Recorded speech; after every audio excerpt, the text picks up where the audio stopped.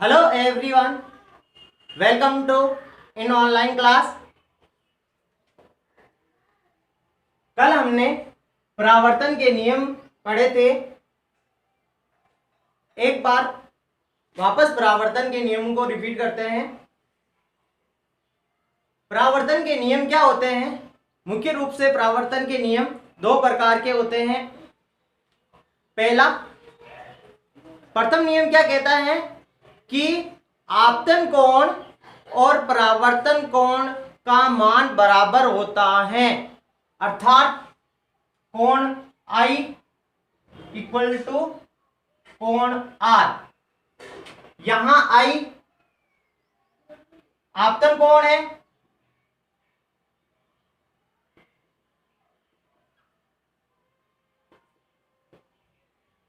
और कोण R परावर्तन कोण है।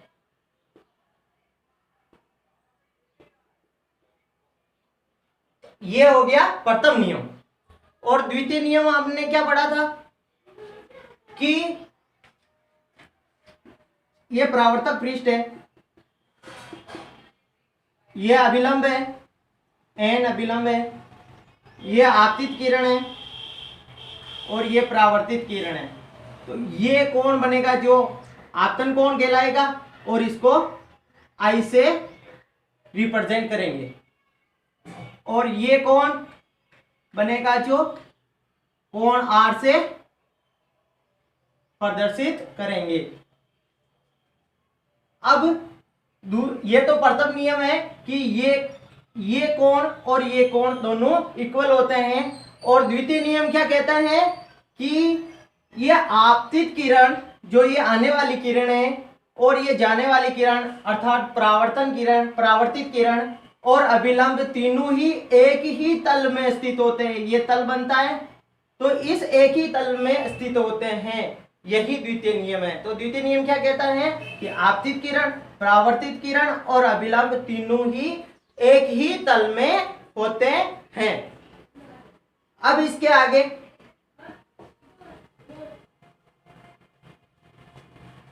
समतल दर्पण क्या होता है इसके बारे में समझते हैं। समतल दर्पण, समतल दर्पण क्या होता है?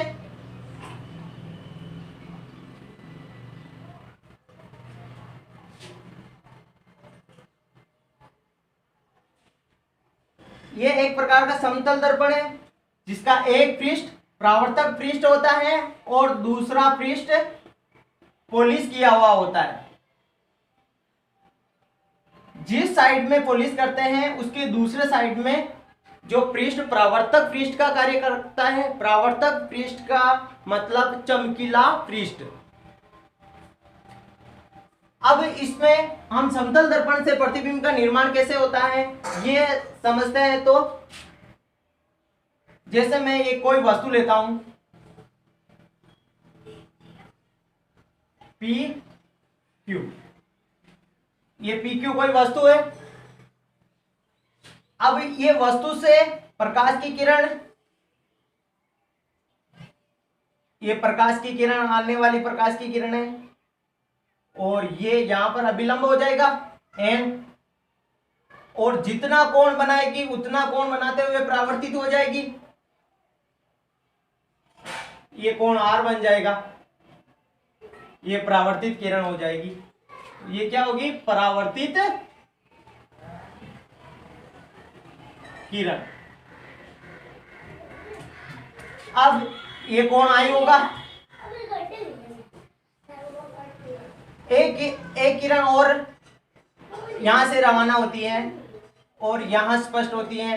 यहां ये अभिलंब होगा, ये कोण भी I होगा और उतने ही कोण पर वापस परावर्तित हो जाएगी।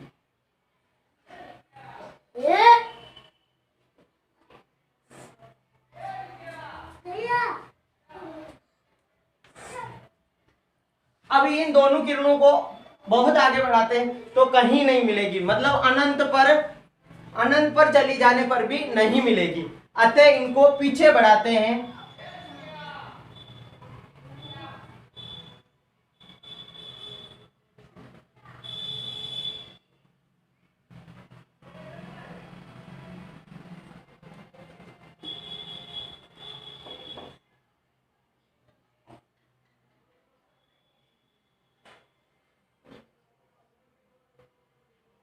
ये बनेगा, इसको क्यू डैश नाम दे देते हैं। तो ये क्या होगा, प्रतिबिंब। ये बिंब है, बिंब वस्तु को बोलते हैं, ये प्रतिबिंब है, ये अपन ने कोई वस्तु ली यानी बिंब लिया और ये इसका प्रतिबिंब बना। तो अब इसकी ये समतल दर्पण से प्रतिबिंब बनना, समतल दर्पण से प्रतिबिंब बनाना। समतल दर्पण से प्रतिबिंब कैसे बनाना, तो इसमें कोई वस्तु ली, वस्तु से दो किरणें जाएगी और ये दोनों किरणें परावर्तित होने के बाद जहां पर मिलती हैं वहीं उनका प्रतिबिंब बनता है। तो ये क्या होता है, ये किरणें जाती हैं और इस परावर्तित, और ये किरण जाती हैं और परावर्तित हो जाती है।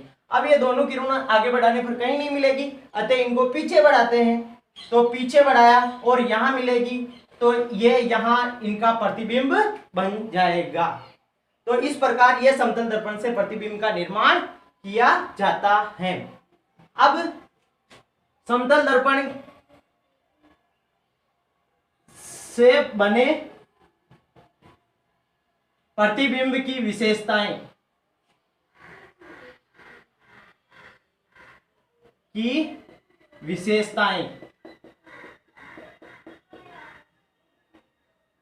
अब विशेषताएं क्या होगी, पहली विशेषता, ये किरणें अगर वास्तव में मिल जाती हैं तो वास्तविक प्रतिबिंब बनता है, और यदि ये किरणें पीछे बढ़ाने पर केवल मिलती हुई प्रतीत होती हैं तो आभासी या काल्पनिक प्रतिबिंब बनता है।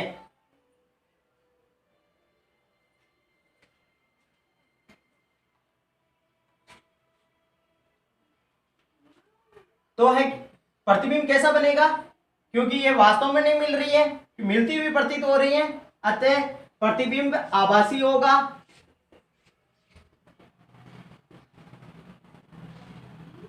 आभासी को काल्पनिक भी बोल सकते हैं। काल्पनिक प्रतिबिंब या आभासी प्रतिबिंब बनेगा, और ये वस्तु के आकार, जितना वस्तु का आकार होगा उतना ही प्रतिबिंब का आकार होगा, अर्थात बिंब के आकार के समान प्रतिबिंब बनता है। तो क्या होगा, दूसरी विशेषता क्या होगी कि प्रतिबिंब के आकार के समान प्रतिबिंब बनता है। बिंब के आकार के समान प्रतिबिंब बनता है।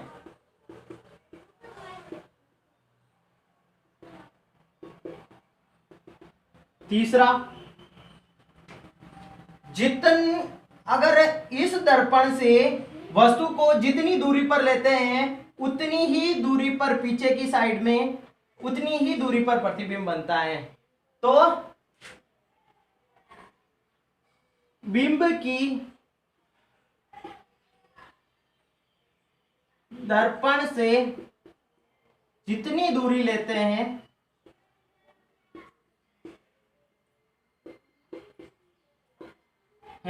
प्रतिबिंब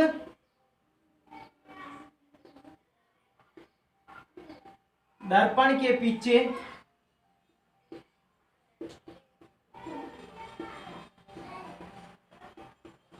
उतनी ही दूरी पर बनेगा।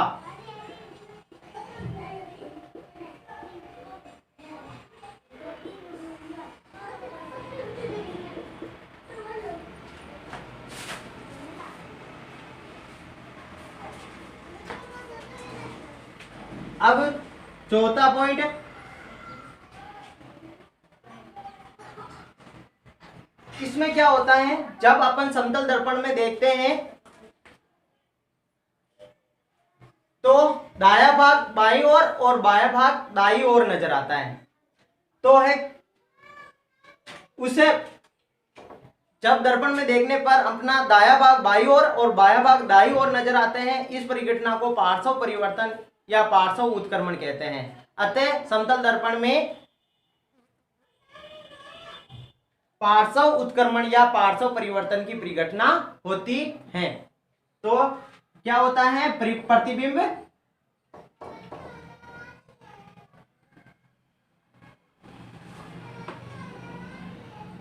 पार्श्व परिवर्तन होता है, प्रतिबिंब का पार्श्व परिवर्तन होता है। Thank you.